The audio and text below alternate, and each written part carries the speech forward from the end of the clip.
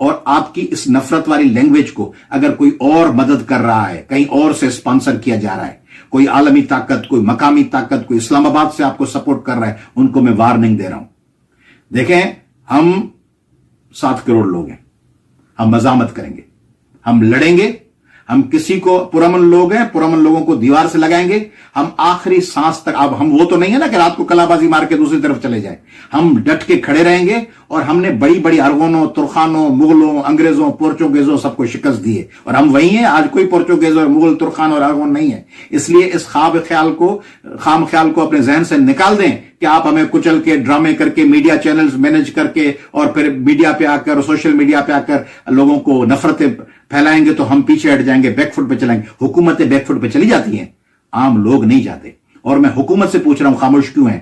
یہ نفرت انگیز بیان پر بغاوت کا مقدمہ کیوں درج نہیں ہوتا کرمنلز پر، جو سندھیوں اور اردو بولنے والوں پہ نفرتیں پیدا کر رہے ہیں، جو سندھ کی وحدت کے خلاف بول رہے ہیں؟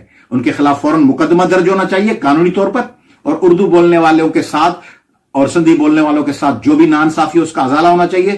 کراچی کے تمام باشندوں کو regardless of their ethnic background ان کو اپنا پورا حق ملنا چاہیے. کراچی کو پھر وہ عروج، کراچی کو پھر وہ ترقی ملنی چاہیے جو کراچی جیسے میگا سٹی کا حق ہے. شکریہ.